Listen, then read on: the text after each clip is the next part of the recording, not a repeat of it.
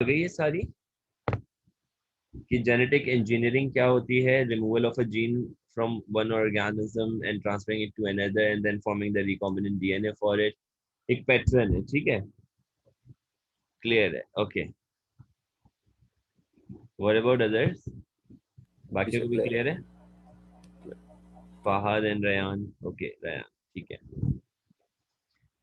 सो जो restriction enzyme होता है, रिस्ट्रिक्शन एंजाइम बेसिकली होता है आपके पास रिस्ट्रिक्शन एंडो न्यूक्लियेसेस, ठीक है।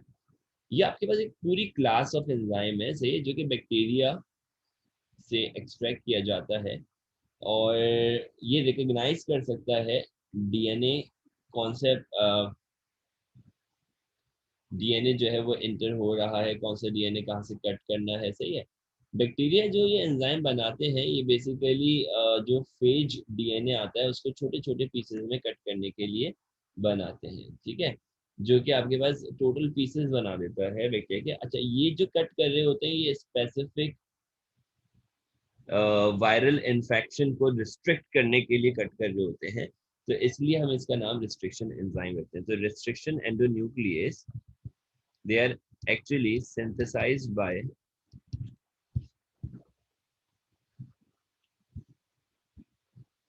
they're actually synthesized by bacterial cell to restrict the viral infection in bacterial body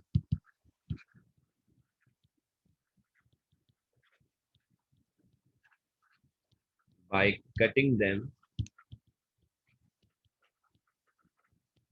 into small pieces, या by cutting, not actually them, हम यहाँ पे क्या कहते हैं, by cutting their viral genome, यानी कि वायरस का DNA, by cutting viral DNA into small pieces, ठीक है।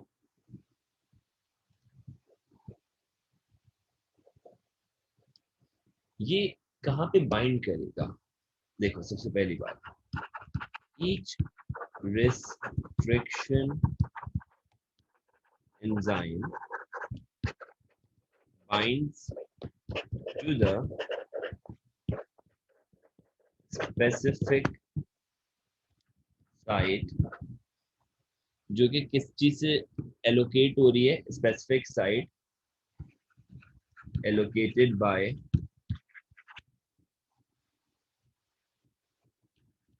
specific sequence, binds to the specific site allocated by the specific sequence on DNA, okay okay? अच्छा, अब होगा क्या कि जैसे ये जाके अटैच होंगे टारगेट साइट्स पे, सही है, स्पेसिफिक सीक्वेंस ऑफ बेसिस कह लो on DNA, sequence of basis ज्यादा स्पेसिफिक रहेगा ऑन डीएनए, तो वहां पर जिस सीक्वेंस के हिसाब से ये बाइंड होते हैं, सीक्वेंस के हिसाब से हम इनका एक पर्टिकुलर डिफरेंशिएटिंग नाम रखते हैं, सही है। जब ये कट करेंगे, यानी कि एक पार्ट से, एक पॉइंट से डिटैच करेंगे दूसरे पार्ट को डीएनए के, तो वहां पे आपके पास जो पार्ट्स बनते हैं वो शॉर्ट लेंथ बन जाती हैं अनपेयर्ड बेसिस की, उसको स्टिकी एंड कहते हैं। तो ये स्टिकी एंड्स बनाते हैं DNA. Sticky ends are formed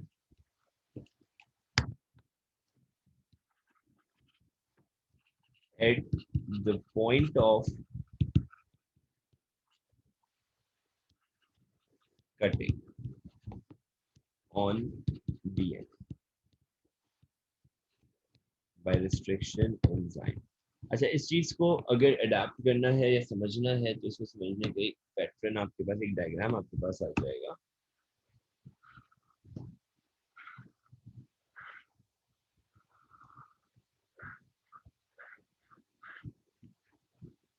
let's suppose कि यार अगर ये आपके पास आ रहा है डीएनए, और ये डीएनए का एक पर्टिकुलर स्पेसिफिक सीक्वेंस था, तो जो नाइट्रोजनस बेसिस होती हैं वो अटैच्ड होती हैं इस तरह से। तो जब ये कट करता है तो ये कुछ पार्ट्स को फ्री करवा देता है, जिसके अंदर आपके पास स्पेसिफिक एलिमेंट्स आ जाते हैं नाइट्रोजनस बेसिस के। जैसे कि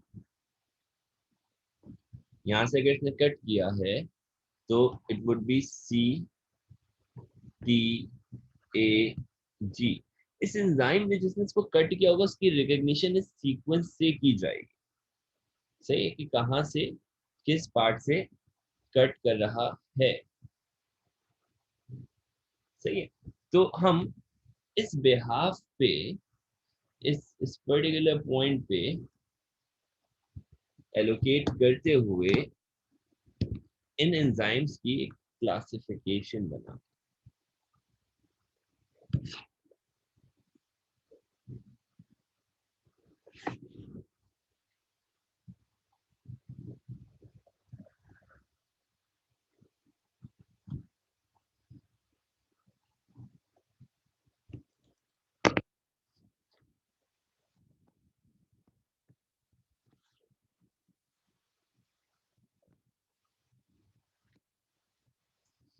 अच्छा जी, अब आपके पास कौन कौन से पार्ट्स आ जाते हैं इसके अंदर। रिस्ट्रिक्शन एंजाइम कौन सा है ये देखना है आपने।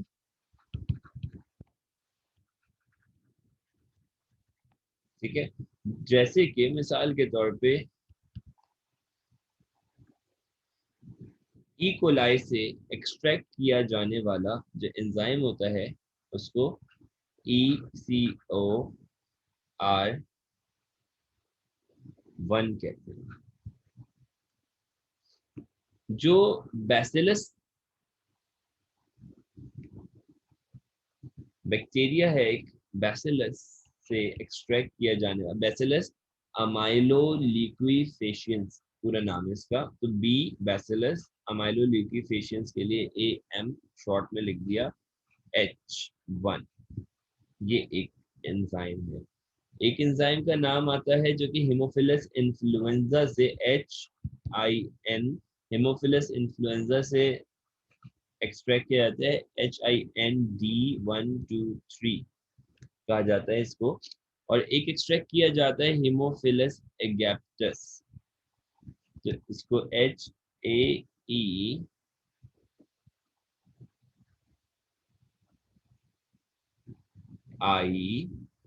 या HAEI2 कहते हैं। अच्छा, इसको मैं आइडेंटिफाई कर देता हूँ ऐसे ताकि अलग रहे। सही है जी। ये बात हो गई तुम्हारे पास रिस्ट्रिक्शन एंजाइम्स की। सही है। ये जिस साइट पे रिस्ट्रिक्ट करते हैं उस साइट को हम लोग कैसे एक्सप्रेस करेंगे।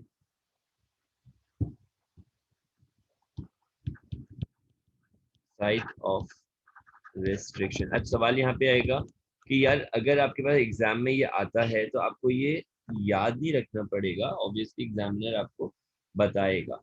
मैं तुम्हें आमने सामने की पूरी सीक्वेंस शो करता हूँ जिसके ऊपर ये कट करते हैं। ठीक है। जैसे कि GAATC जिसके सामने लगा हुआ होगा CTT।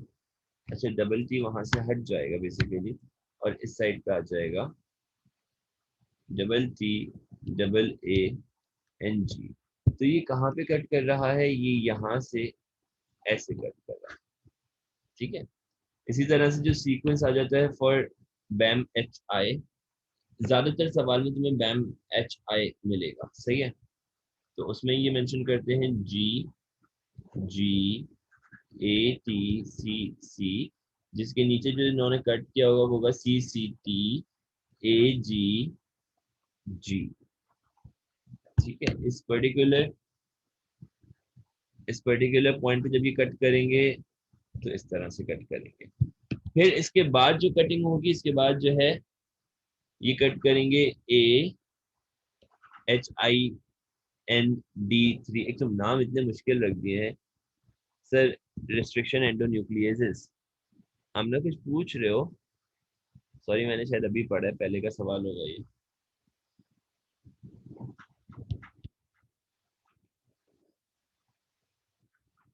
ओके क्लियर हो गया। वाह यार ये सही है, सवाल तुम खुद ही पूछते हो तो खुद ही क्लियर हो जाता है।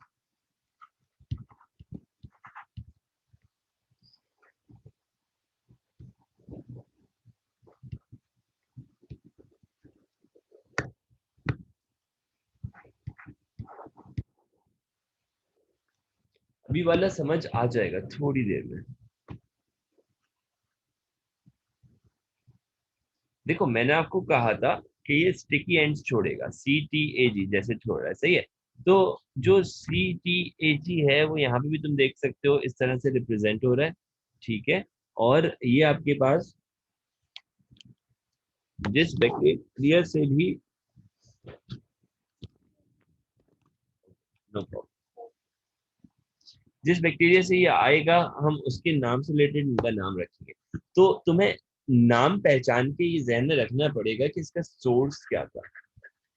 जैसे कि अगर मैं इसका मेंशन करूं सोर्स, तो इसका इकोलाई है, बैम HI का बैसिलस अमाइलो लिक्विफेशियंस है,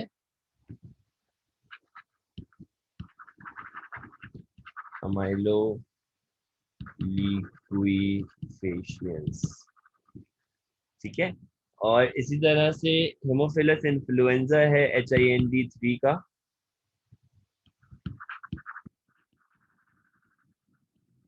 और इसी तरह से हेमोफिलस एगैपिटस है, इजेप्टिटस भी कहते हैं, आई गेस प्रोनाउंसिएशन मुझे सही से पता नहीं, इजेप्टियस, ठीक है। तो रिस्ट्रिक्शन एंजाइम जो है ना, जो डीएनए को कट करेंगे वो इस सीक्वेंस को ढूंढ के कट करेंगे। मतलब उन्हें पता होगा यार अगर ये को ECORI है तो इसके अंदर कट करेगा वो G के बाद से एक स्ट्रैंड को, और दूसरे स्ट्रैंड को कट करेगा A और G के दरमियान से, सही है। तो वो कट इस तरह से करेगा कि इसकी लेंथ अलग हो जाएगी, सही है। जो इन्होंने, मैंने जो ऊपर ये एक एग्जांपल दी हुई है, ये बुक की एग्जांपल है आपके पास। इस एग्जांपल में जो आपके इसने कट किया है, ये बेसिकली कट कर कैसे रहा है मैं दिखा देता हूँ, ये किस हिसाब से इसने कट किया है। यहाँ पर इस पॉइंट पे भी आपके पास आ जाता है G और C, इधर C लगा देते हैं, इधर G लगा देते हैं। तो जो दूसरा स्ट्रैंड इसका फ्री होके या कट होके अलग होकर निकलेगा, थोड़ा सा एक्सटेंडेड बनाते हैं ताकि आसानी से इसके अल्फाबेट्स लिख सके, सही है। ये यहाँ से सेपरेट होके निकला है ना,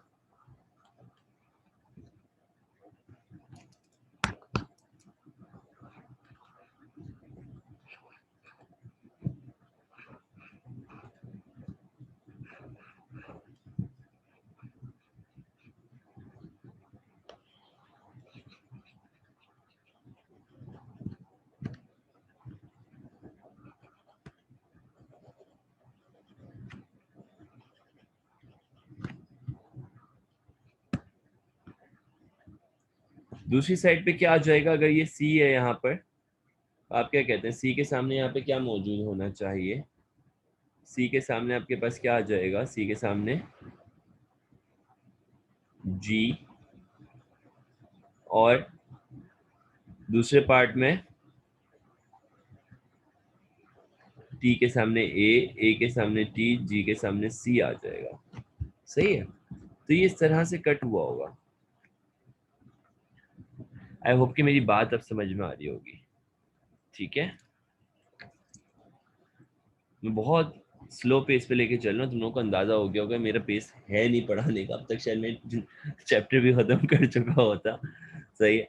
लेकिन आई नो क्योंकि थोड़े से प्रॉब्लम्स हैं इस टॉपिक के अंदर, तो इसलिए ताकि क्लियर हो जाए, कॉन्सेप्ट्स क्लियर है, ठीक है। अब इसके अंदर आपके पास एक और एलिमेंट डेवलप होता है, मतलब एक और टूल कह लेंगे हम उसे। एक टूल था रिस्ट्रिक्शन एंजाइम, एक टूल आ जाता है फिर वेक्टर। वेक्टर क्या होता है? What is vector?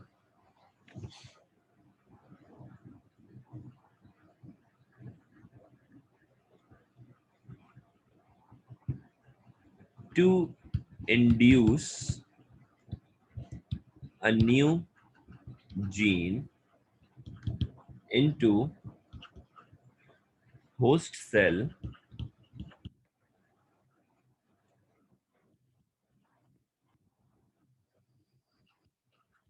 the transport medium for gene is called the transport medium for gene is called vector. Vector कुछ भी हो सकता है, सही है। वेक्टर कोई रेट्रोवायरस खुद भी हो सकता है, लेकिन हम लोग जो वेक्टर पढ़ते हैं और जो यहाँ पे यूज हो रहा होता है यूजुअल उन चीजों में जो कि हमने पढ़ना है, वो होता है आपके पास, वो यूज हो रहा होता है आपके पास plasmid.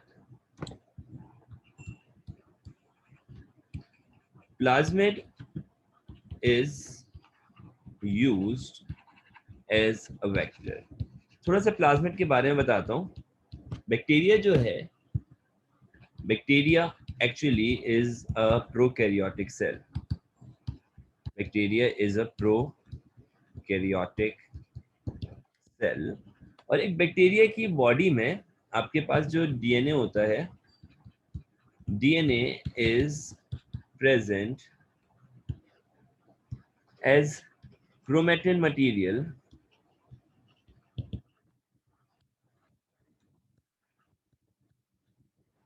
without any nuclear envelope, without any nuclear envelope।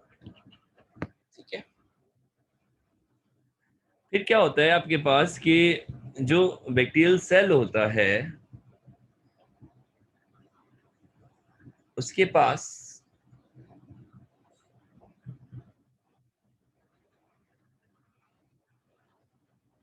Extra chromosomal ring of DNA मौजूद होता है।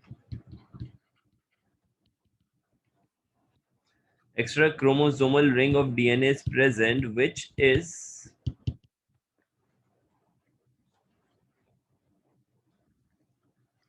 is called plasmid। हम लोग प्लाज्मिड को क्यों यूज करते हैं एज अ वेक्टर? थोड़ा सा मैं इसको एक डायग्राम के जरिए से समझाता हूँ कि why we are using plasmid as a vector, because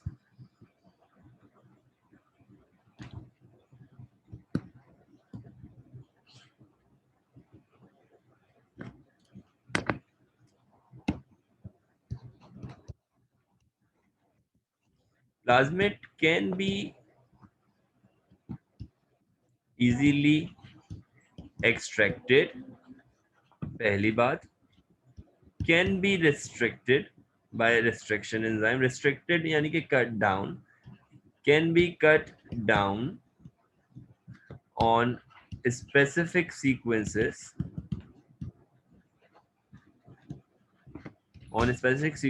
by restriction enzyme, and can be easily reinserted।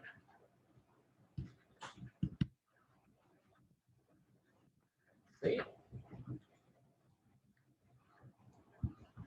जो एक वेक्टर होगा आपके पास, उसके अंदर जो एक वेक्टर बनेगा आपके पास, उसके अंदर जो हमारे पास पॉइंट ऑफ रिस्ट्रिक्शंस होंगे, जो हमारे पास रिस्ट्रिक्शन में मेरे जबान पे चढ़ा हुआ है टर्म, जो जिस पॉइंट से हमें कट करना होगा, वो पॉइंट आपके पास स्पेसिफिक जो सीक्वेंस है उसके सारी की सारी सीक्वेंस एंजाइम के हिसाब से मौजूद होती है। तो जो एंजाइम तुम डालोगे वहीं पे रिस्ट्रिक्ट करेगा जाके।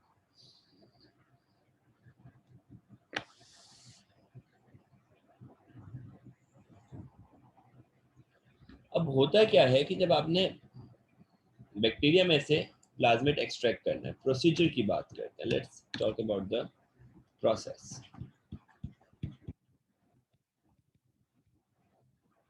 सबसे पहले क्या करोगे,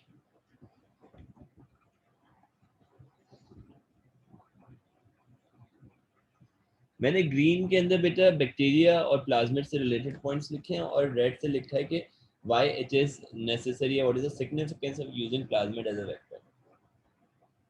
ठीक है, अच्छा जी।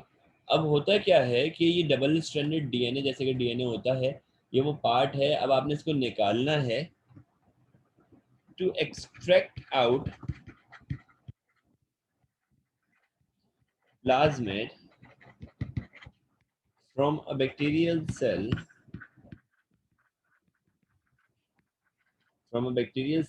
it is treated with some enzymes, ये अलग enzymes हैं, enzymes, and then centrifuged। Centrifugation क्या होता है कि सेल को एक टेस्ट ट्यूब में रख के उसको तेज तेज घुमाते हैं, सही है। तो उससे क्या होता है कि आपके पास जो है ना वो एक तरह से खाली बैक्टीरिया जब उसमें तेज तेज घुमाया जाता है एक पर्टिकुलर स्पीड पे पहुंच के ये जो प्लाज्मिड है ये बाहर आ जाएगा, पॉप आउट हो जाएगा, सही है।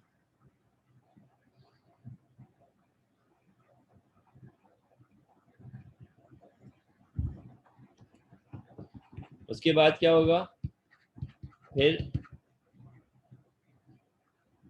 चलो मैं काम करता हूँ, इसको ये पॉइंट भी लिख देता हूँ। The plasmid will come out of the bacterial cell। अब इमेजिन करो कि तुम्हारे पास कुछ बैक्टीरियल सेल्स है, तुमने उनको एक सेंट्रीफ्यूगेशन में पहले एक एंजाइम से ट्रीट किया, वो एंजाइम से ट्रीट करके तुमने जो है ना फिर उसके बाद उनको एक सेंट्रीफ्यूगेशन मशीन में डाला, कुछ टेस्ट ट्यूब में डाला, उनको एक सेंट्रीफ्यूगेशन मशीन में डाला जिसने उनको बहुत तेजी से स्पिन किया। जब उनको स्पिन किया सेल्स को एक पर्टिकुलर स्पीड पे, प्लाज्मिड सारे बैक्टीरिया में से बाहर आ गए, सही है। जैसे ही प्लाज्मिड सारे बैक्टीरिया में से बाहर आएंगे, आपने वो प्लाज्मिड को ट्रीट करना है। These plasmids are then treated with specific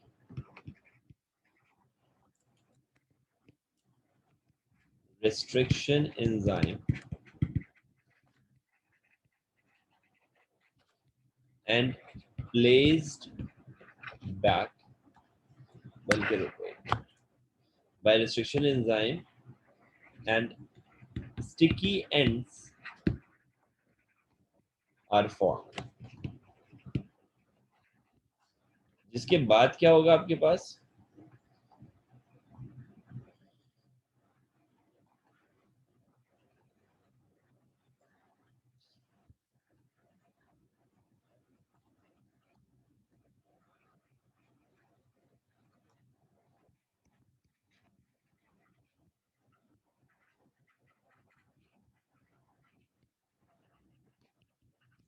हमने ह्यूमन सेल में से भी बैक्टीरिया की तरह से ही ह्यूमन सेल में से भी डीएनए निकाला होता है, लेकिन वहां पर डीएनए को फिर एक अलग ट्रीटमेंट दिया जाता है, सही है। वो ट्रीटमेंट क्या होता है वो मैं बताऊंगा थोड़ी देर में, सही है।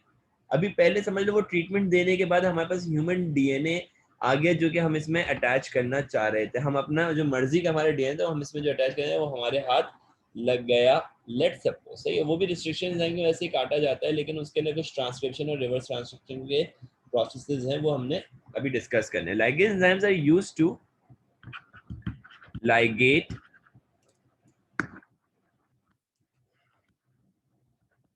the DNA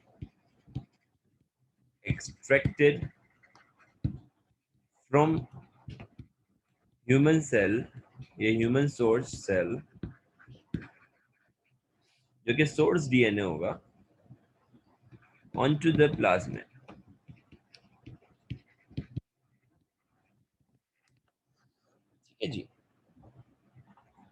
यहाँ तक की बात सिंपल सिंपल है, कोई इसके अंदर मुश्किल अभी तक पॉइंट ऐसा नहीं आया जिसके ऊपर मुझे एक्स्ट्रा एक्सप्लेनेशन देनी पड़ेगी। आपने उसको इसके ऊपर पेस्ट कर दिया, ठीक है। एक डायग्राम के थ्रू जरा इस चीज को समझने की कोशिश करो। ये रहा आपके पास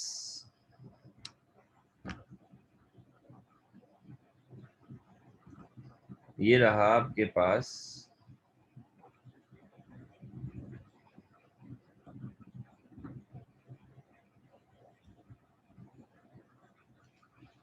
प्लाज्मिड, रिस्ट्रिक्शन एंजाइम आता है। मैं रिस्ट्रिक्शन एंजाइम को समझाने के लिए, क्योंकि वो कट कर रहा है ना यार, तो मैं उसको एक सिजर से रिप्रेजेंट कर देता हूँ।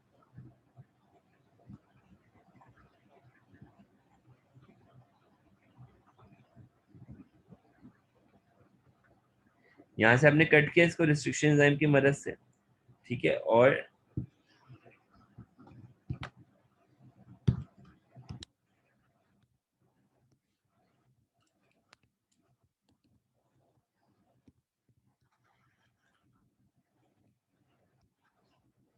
स्टिकी एंड्स बन गए।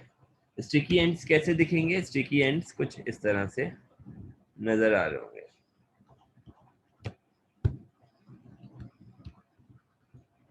सही है जी। ये स्टिकी एंड्स बन गए। दूसरी तरफ से आप लेकर आ रहे हैं ह्यूमन, चलो इसको इसी के शेप का बनाते हैं। दूसरी तरफ से आपने लाके इसके अंदर ह्यूमन डीएनए पेस्ट करना है।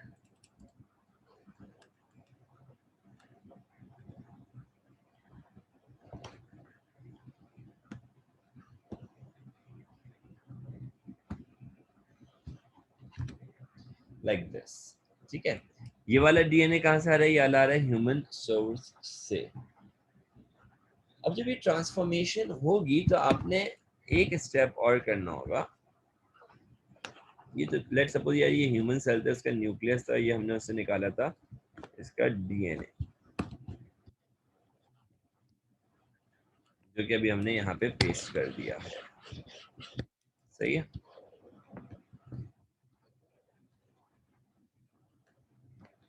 और अब हमने क्या करना है? हमने जब इनको लाइगेट कर दिया, इनको एक ट्रांसफॉर्म स्ट्रक्चर दे दिया, सही है, ये कहलाता है आपके पास रिकॉम्बिनेंट डीएनए। दिस डीएनए, कौन सा वाला डीएनए की बात कर रहे हैं? स्पेसिफाई कर देते हैं। This plasmids DNA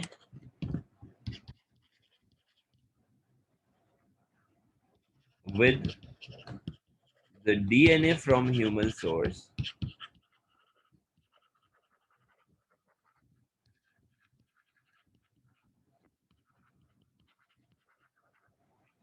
will be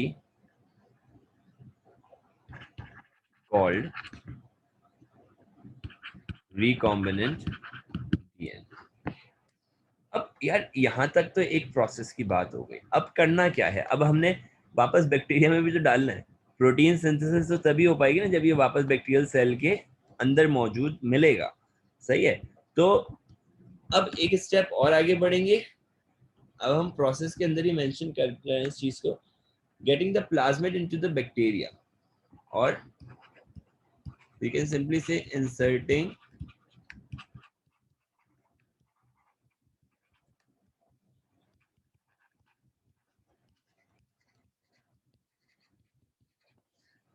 plasmid into bacteria। लेकिन एक मसला है।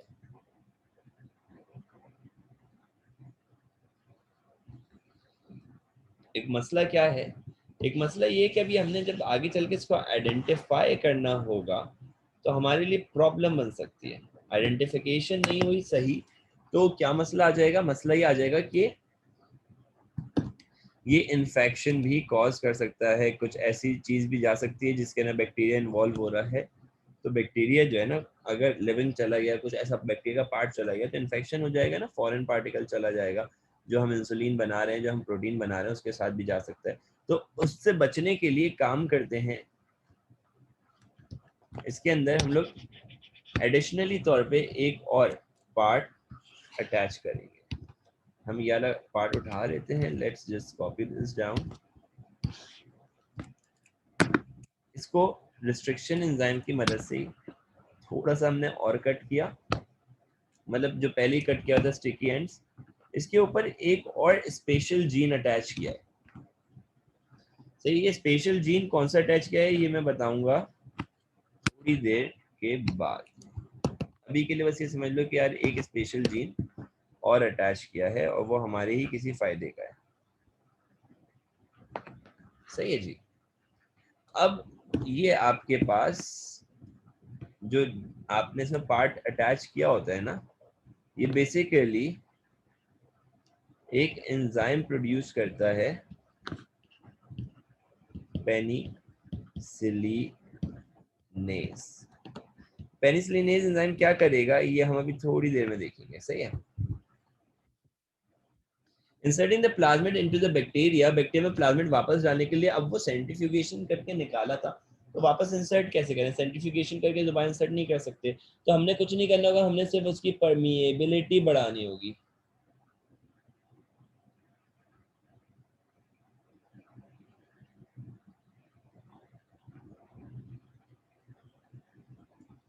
अब करेंगे क्या? Treat the bacteria with calcium ion solution. उससे क्या होगा? Calcium ion increases the membrane permeability, increases the membrane permeability.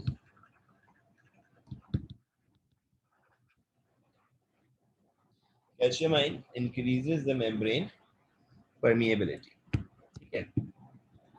दूसरी बात इसमें क्या आ जाती है वो ये है,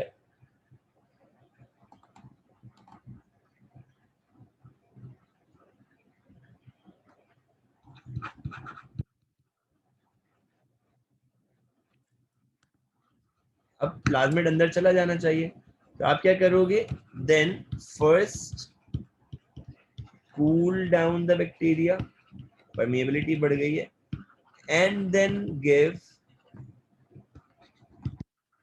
हीट शॉक। पहले उसको ठंडा करेंगे, फिर एकदम से हीट शॉक देंगे। हीट की वजह से क्या होगा? It increases the chances of plasmid entering the bacterial cell.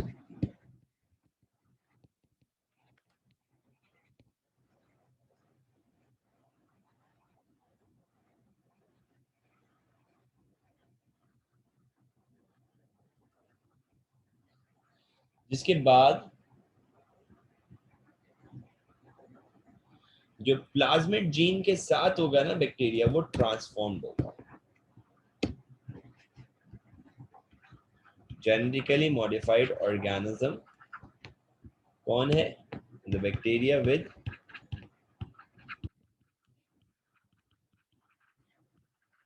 Modified plasmid.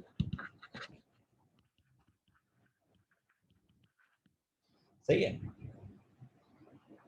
अब सवाल यहाँ पर ये था कि वो जो पर्पल हमने ऐड किया था पेनिसिलिनेज, वो क्यों ऐड किया था? अब एक पहले उसका मैं तुम्हें रीजन बताऊंगा, फिर बताऊंगा कि वो करेगा क्या। उसका रीजन ये है कि not 100% bacteria,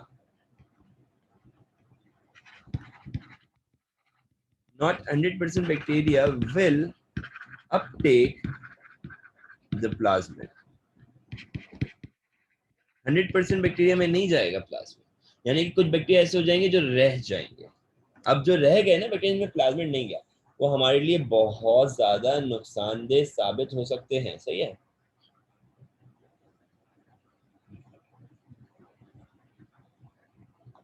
अब हम क्या करें? उससे कैसे बचें? उससे बचने का हमने इंतजाम पहले ही कर रखा। क्या इंतजाम किया? the gene coding for penicillinase enzyme is added to identify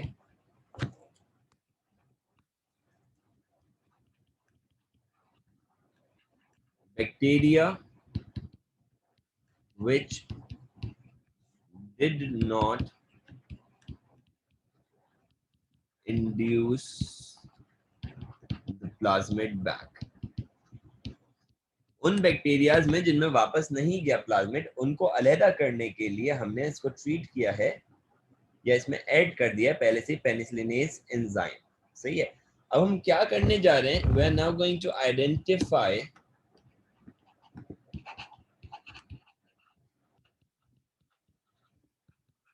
identify the bacteria with rDNA. कैसे करेंगे? The whole regime of bacteria, the whole pool of bacteria कह लो, is treated with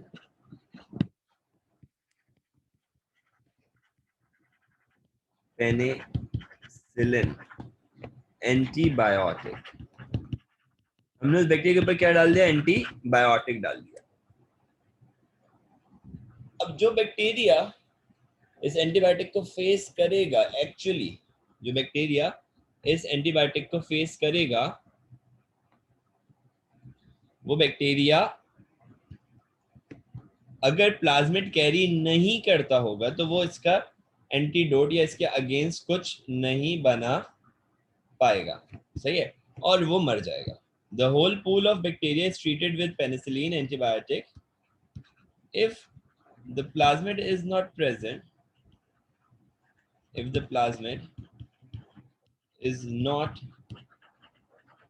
present, the bacteria will die off. And if the plasmid is present,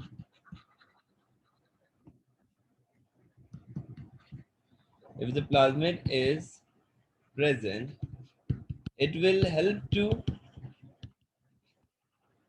produce enzyme against antibiotic.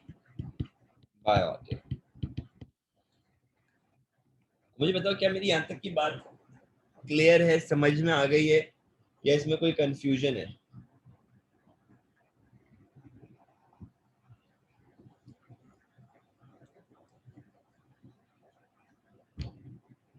Okay जी, आमना को clear. What about Fahad and Rayan? Fahad Rayan so तो नहीं गए बेटा?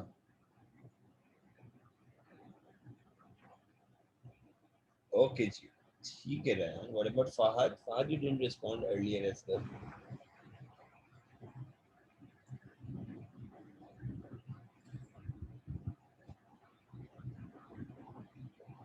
मुझे लग रहा है फहद सो गई.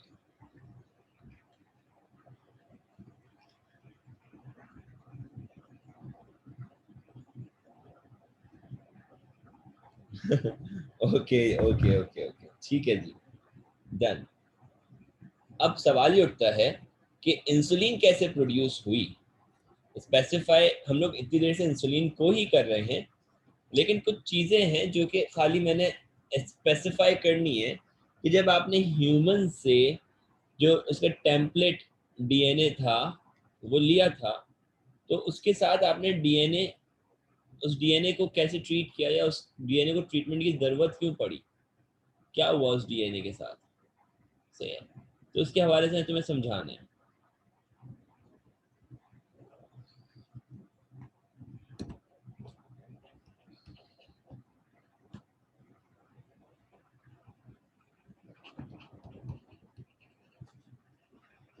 Human as a source of DNA. Human DNA का एक मसला है. ह्यूमन डीएनए का क्या मसला है? ह्यूमन डीएनए के अंदर काम के डीएनए के साथ साथ जो है ना बेकार का डीएनए भी होगा। काम का डीएनए और बेकार का डीएनए ये दोनों साथ साथ चल रहे होते हैं, सही है, और एक ही सीक्वेंस में यानी कि एक ही चैनल पे मौजूद होते हैं।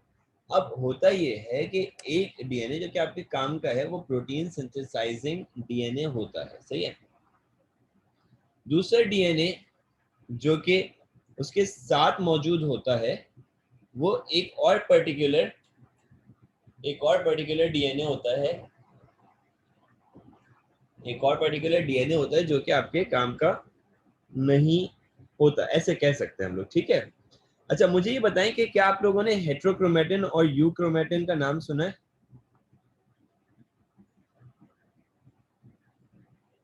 या एक्सॉन और इंट्रॉन का नाम सुना है?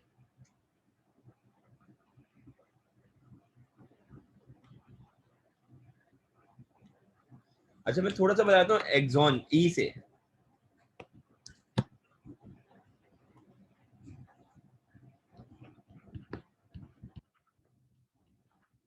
एक्सॉन होता है आपके पास कोडिंग डीएनए, वो डीएनए जो कि प्रोटीन सिंथेसाइज करेगा। इंट्रॉन होता है आपके पास नॉन कोडिंग डीएनए, सही है। जब ये एक्सॉन मौजूद होता है तो ये यू क्रोमेटिन बनाता है। यू क्रोमेटिन का मतलब होता है ट्रू क्रोमेटिन। ट्रू क्रोमेटिन वही है जो कि कोडिंग कर रहा है। जहां इंट्रॉन मौजूद होता है वो हेट्रोक्रोमेटिन बनाता है। हेट्रोक्रोमेटिन का मतलब है नॉन कोडिंग डीएनए, सही है। अच्छा अब कैसे मौजूद है, एक डायग्राम देखते हैं, उससे ये चीज बिल्कुल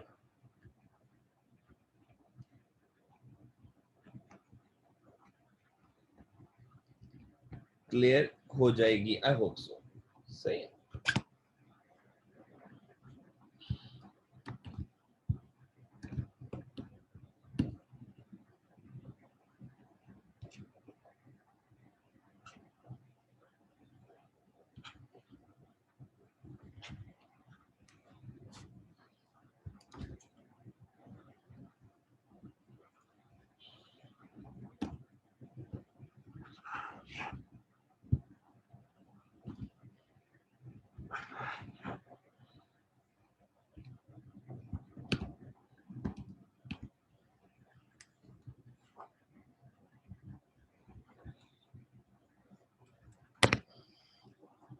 मैं थोड़ा सा इसको एक्सप्रेस कर देता हूँ, जो मैं समझाना चाह रहा हूँ बात को। when you're talking about the DNA which is actually the intron and the exon, तो exon आ गया आपके पास कोडिंग डीएनए, समझ लो रेड वाला एक्सॉन है, ये भी एक एक्सॉन का पार्ट है, ये भी एक एक्सॉन का पार्ट, और जो ग्रीन वाला है ना ये इंट्रॉन है। तो इंट्रॉन तो कोडिंग नहीं है। अगर तुमने ये डीएनए निकाला है ह्यूमन पेनक्रियास से, लेट्स से कि भाई तुमने कहां से निकाला ये डीएनए निकाला है, पेनक्रियाटिक सेल्स होते हैं आइलेट्स ऑफ लैंगरहैंस, जो कि क्या बनाते हैं, जो कि बनाते हैं आपके पास इंसुलिन। तो वहां पे आपके पास जो सेल होता है उसको आप सेल को कहते हो,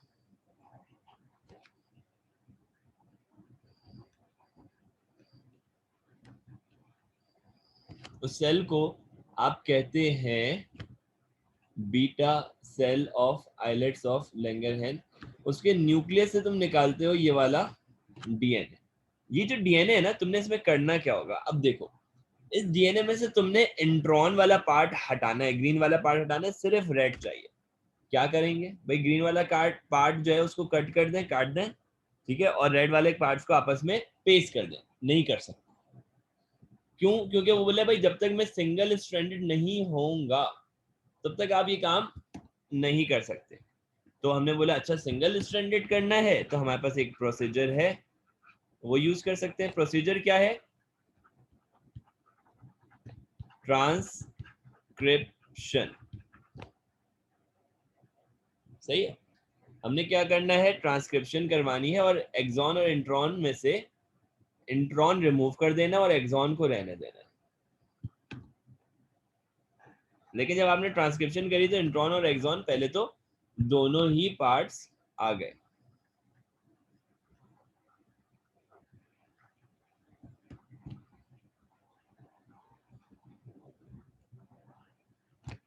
ठीक है, अब मैंने जब ग्रीन वाला पार्ट कट करना चाहा तो मैंने क्या यूज करना है, मैंने वही सीजर वाला मेथड यूज करना है, रिस्ट्रिक्शन एंजाइम स्पेसिफिक पॉइंट्स पे, और मैं इसको कर दूंगा कट। ठीक है, कट करने के बाद जो रेड वाला पीस बचेगा उसको आपस में पेस्ट कर देंगे। सही है, अब इसको पेस्ट करने के बाद मुझे चाहिए तो मेरे पास आ गया आरएनए। सही है, पहले इससे ट्रांसक्रिप्शन करी, मैसेंजर आरएनए बन गया था, फिर उस मैसेंजर आरएनए से मैंने इसमें से कुछ पार्ट्स कट के उनको बाकियों को पेस्ट कर दिया, तो ये आपके पास बन गया कॉम्प्लीमेंट्री आरएनए। मुझे चाहिए था डीएनए, तो मैं क्या करूंगा, एक प्रोसेस दोबारा से रिपीट करूंगा, वो है आरएनए को डीएनए में कन्वर्ट करने वाला प्रोसेस। अब ये जो प्रोसेस होता है ये आपके पास होता है बेसिकली, ये जो प्रोसेस होता है ये आपके पास प्रोसेस कहलाता है रिवर्स ट्रांसक्रिप्शन।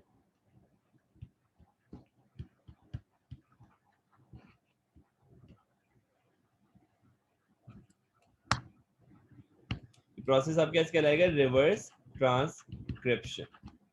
ठीक है, ये जो रिवर्स ट्रांसक्रिप्शन होगी, इससे जो आपके पास प्रोड्यूस होगा वो होगा complementary DNA.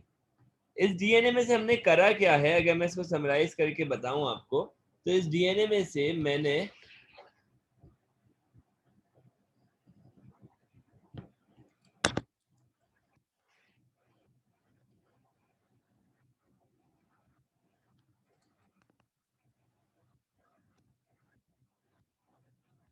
The non coding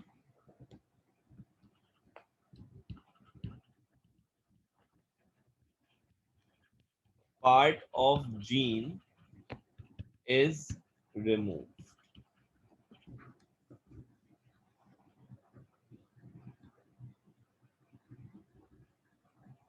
The non-coding part of gene is removed from the DNA.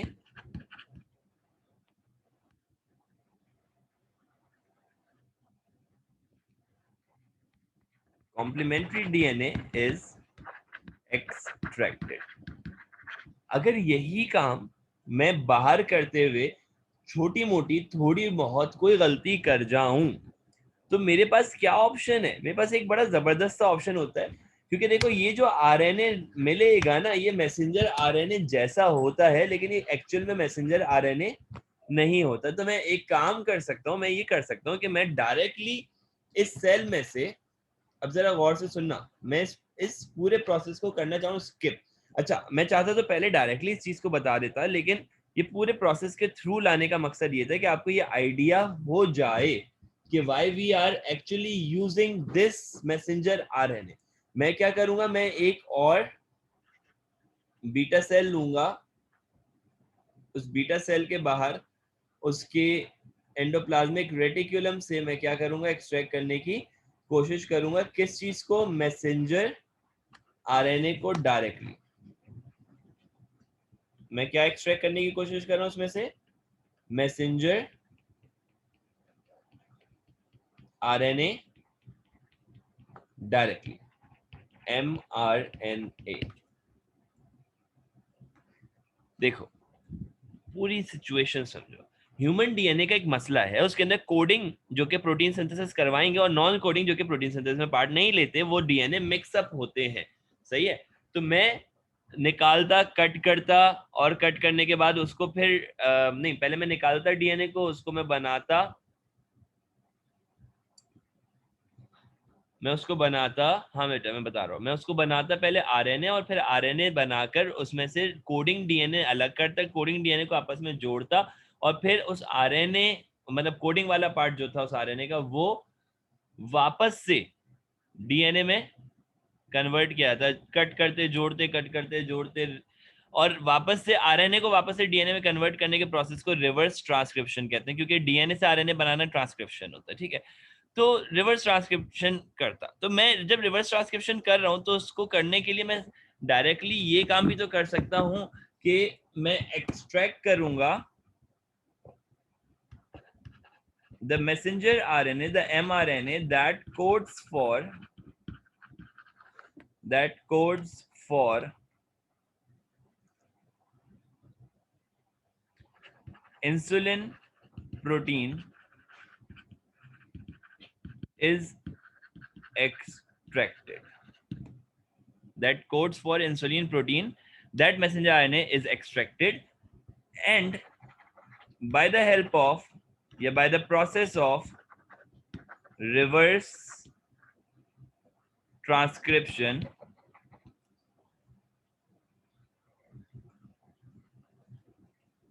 by the help of reverse transcription, it is converted into it is converted into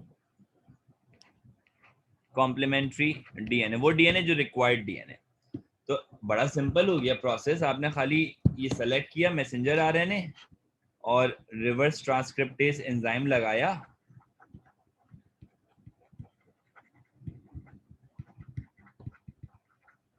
और इसको convert कर दिया आपने complementary DNA में।